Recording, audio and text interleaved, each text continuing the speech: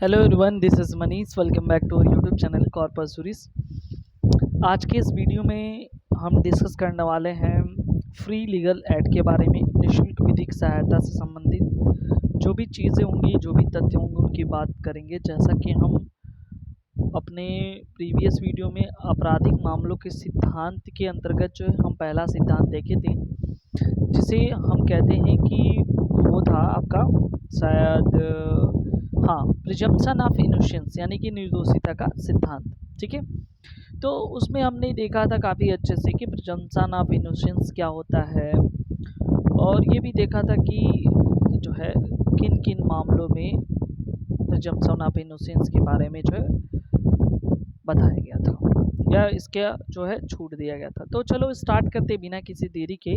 तो सबसे पहली बात ये है कि जो आपराधिक मामलों का सिद्धांत है, उसका ये दूसरा सिद्धांत है निःशुल्क विधिक सहायता, जिसे कहते हैं फ्री लीगल एड।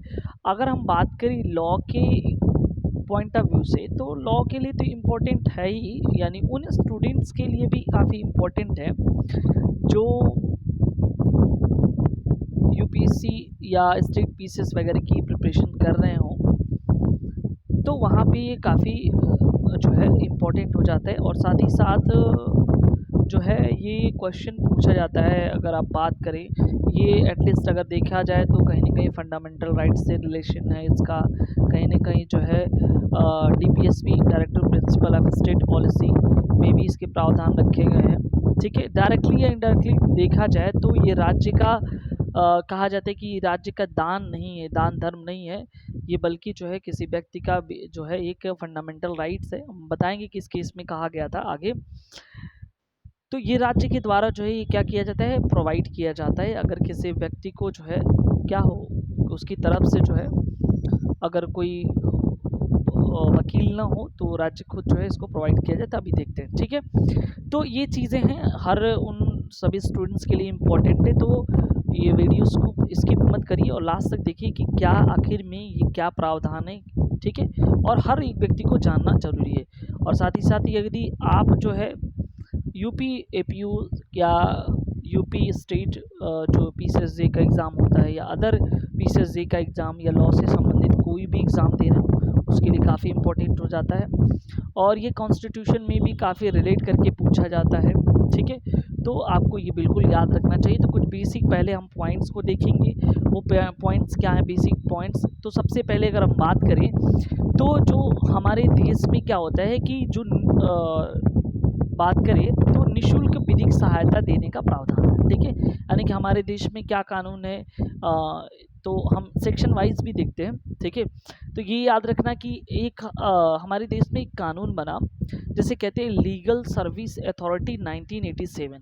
ठीक है, क्या है, जो है लीगल सर्विस अथॉरिटी, जिसे विधिक सेवा प्राधिकरण 1987 कहा जाता है। ये इस लॉ को बनाया गया और ये राज्य सरकार का ये कर्तव्य नहीं अपितु दायित्व भी है कि जिन व्यक्तियों को जो है अगर हम बात करें कि उसकी तरफ से कोई अगर नहीं प्ली कर पा रहा है, तो वो राज्य का कर्तव्य है कि वो जो है क्या करे, उसको जो है फ्री लीगल एड जो है, यानी कि विधिक मुफ्त विधिक सहायता जो उसको प्रोवाइड्स कराए। ठीक है, ये बिल्कुल याद रखना।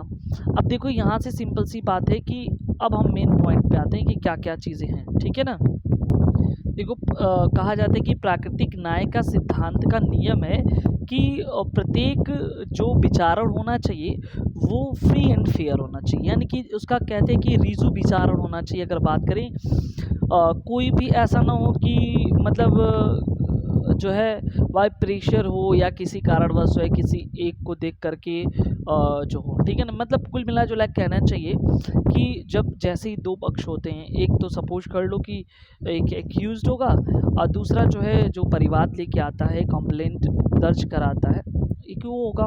ठीक है, तो कहा जाता है कि देखो रिजु विचारण की अपेक्षा होती है और साथ ही साथ जो ये माना जाता है कि साक्ष्य जो भी पर्याप्त हो उसको जो है कोर्ट में प्रस्तुत किया जाए।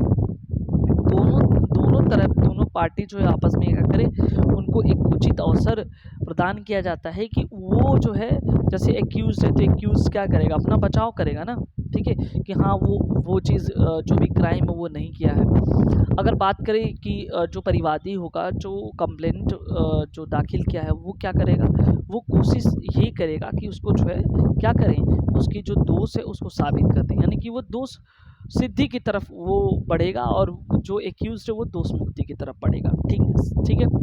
तो ये लेकिन ऐसे नहीं होता ना फिर, तो उसके लिए एक जो है मतलब संविधान में हमारे बहुत सारे प्रावधान हैं और ये कहा जाता है कि सुनवाई का उचित अवसर सबको प्रदान किया जाएगा, यानी कि किसी एक आदमी को सुन करके उसको हटा दिया जाएगा। ठीक है, दोनों व्यक्तियों को, दोनों पक्ष को सुना जाएगा। ठीक है, ये याद रखना, दोनों पक्ष को क्या करना जाएगा, बारी बारी से सुना जाएगा, उसको क्या गलती, उन सारी चीज़ों को देखा जाएगा। ठीक है, तो इससे संबंधित संविधान में प्रावधान है, आईपीसी से संबंधित प्रावधान है, क्या क्या चीज़ें उसको देखते हैं। सबसे पहले अगर बात करें तो भारतीय संविधान, ठीक है, का आर्टिकल 20 क्लॉज 1 जिसे 22(1) कहते हैं, वो प्रावधानित करता है कि प्रत्येक अपराध, ठीक है, प्रत्येक अपराध के अभियुक्त के जो व्यक्ति होगा ना, उसको मनपसंद जो अधिवक्ता होगा उसको चुनने का अधिकार होगा, यानी उसका वो फंडामेंटल राइट है, मूल अधिकार है, यानी कि वो अपनी प्रतिरक्षा जो है कर सकता है। ठीक है, फिर से इस बार सुन लो कि जो आर्टिकल 22 है, यानी कि भारतीय संविधान का जो अनुच्छेद का 22 का खंड 1 है, वो क्या करता है, जो भी जो क्या बात बोलते हैं कि अगर मान लो कि जो भी अभियुक्त है, जो भी एक्यूज्ड है, उस व्यक्ति को अपने मनपसंद के अधिवक्ता को चुनने का अधिकार होगा। इसका मतलब ये है कि वो अपना भाई पक्ष रखेगा ना, ठीक है, वो अपना पक्ष जो है प्रॉपर तरीके से रखेगा, वो कोशिश करेगा ही कि भाई हम जो है ऐसे क्राइम को नहीं किए, ये तो प्रूव करेगा ना, तो उसको भी अवसर प्रदान किया जाएगा। ठीक इसी बात को जो है दंड प्रक्रिया संहिता, जिसे CRPC शॉर्ट में क्रिमिनल प्रोसीजर कोड 1973 का जो सेक्शन 303 है, उसमें भी यही चीज़ बताया गया, यही चीज़ समाहित किया गया कि हर एक्यूज्ड को जो है उसको बचाव के लिए, उसको प्रतिरक्षा के लिए ये अधिकार दिया जाएगा, उसका फंडामेंटल राइट है कि वो क्या करे, वो जो है अपने मनपसंद अधिवक्ता को अपनी ओर से लड़ने के लिए अपने नेक्स्ट फ्रेंड के तौर पर जो उसको रख सके। ठीक है, ये चीज़ यहाँ पे प्रावधान किया गया है। वहीं अगर हम बात करते हैं तो संविधान का को ये याद होगा, बहुत ही बर्निंग क्वेश्चन है, कोई भी एग्ज़ाम की अगर प्रिपरेशन कर रहे हो वहाँ पे क्वेश्चन पूछा जाता है कि निःशुल्क विधिक सहायता जो है, जिसे फ्री लीगल एड का सेक्शन कौन सा ऑप्शन दिया गया, इसमें 39A की बात करता है। ठीक है ना, 39A में जो है ये निःशुल्क विधिक सहायता संबंधित प्रावधान है, तो वहाँ पे जो है ये क्वेश्चन अधिकतर जो है आपसे पूछा जाता है कि निःशुल्क विधिक सहायता का प्रावधान कहाँ से है। ठीक है, 39A, तो 39 है भारतीय संविधान का जो अनुच्छेद 39A है, जो कहाँ है, नीति निर्देशक तत्व के अंतर्गत है। वो किसी भी राज्य सरकार को ये बताता है, ये कहता है कि देखो भाई, ये उल्लेख किया गया कि राज्य सरकार का कर्तव्य है कि जो है वो अभियुक्त को या ऐसे व्यक्ति को क्या करे, निःशुल्क विधिक सहायता प्रदान करे। राज्य का ये कर्तव्य है। ठीक है, राज्य इस कार्य को करने के लिए बाध्य नहीं है, बिल्कुल याद रखना। ठीक है, अगर हम बात करें कुछ केसेस के बारे में, तो उस केसेस में भी ये चीज़ समझाया, तो कुछ केसेस में इसको बताया गया है। जैसे एक केस था HM हास्कर, ठीक है, HM Haskar versus state of Maharashtra का वो बात है, उसमें बताया गया था कि देखो, जो राज्य सरकार जो विधिक सहायता प्रदान करता है, ठीक है, किसी व्यक्ति को, किसी अभियुक्त को, तो वो जो है कोई दान धर्म नहीं है। ऐसा नहीं कि मतलब ये दान के तौर पे दे रहा है कि ये धर्म कर रहा है, वो उस व्यक्ति का जो है, वो उस व्यक्ति का विधिक अधिकार है, मौलिक अधिकार है, वो दान धर्म नहीं है। और भी बहुत सारे केस में इसको देखा गया, निःशुल्क विधिक सहायता का जो केस है, जैसे Khatri versus state of Bihar का केस में भी इसको देखा गया। तो बहुत सारे तमाम ऐसे केस है जिसमें जो है निःशुल्क विधिक सहायता का जो है फ्री लीगल एड के से संबंधित जो है बातों को बताया गया। एक फेमस केस हुसैन आरा खातून के केस में भी, जो स्टेट ऑफ बिहार का वो भी है, उसमें बताया गया था ये फ्री लीगल एड से संबंधित, तो उसमें भी जो है ये प्रावधान किया गया था, उसमें फ्री लीगल एड यानी कि विधिक सहायता जो है प्रदान किया गया था। ठीक है, आपसे क्वेश्चन ये भी पूछते हैं, तो आपको जो है कम से कम सेक्शन और प्लस प्री के पॉइंट ऑफ व्यू से जो है आपको केस तो ज़रूरी याद रहना चाहिए। जैसे कि सेक्शन अगर बात करें तो 22 क्लास 1, आर्टिकल 22 क्लास 1, उसके बाद 303 CRPC, उसके बाद अगर हम बात करें तो 39A, लीगल जो विधिक सहायता से संबंधित है, कुछ इंपॉर्टेंट केस जैसे H M. Haskar versus state of Maharashtra, उसके बाद Hussain Ara Khatoon versus state of Bihar, Khatri versus state of Bihar.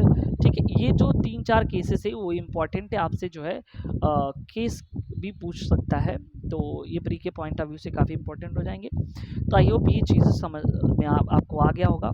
और देखो, अगर आप जो है हमारे चैनल में नए व्यूज़ हो तो प्लीज़ सब्सक्राइब जरूर कर लो भाई, और बेल आइकन वगैरह दबा दो। ये वीडियोस कैसा लगा आप कमेंट सेक्शन में कमेंट करके जरूर बताएं। मिलते हैं नेक्स्ट वीडियो में। Thank you so much.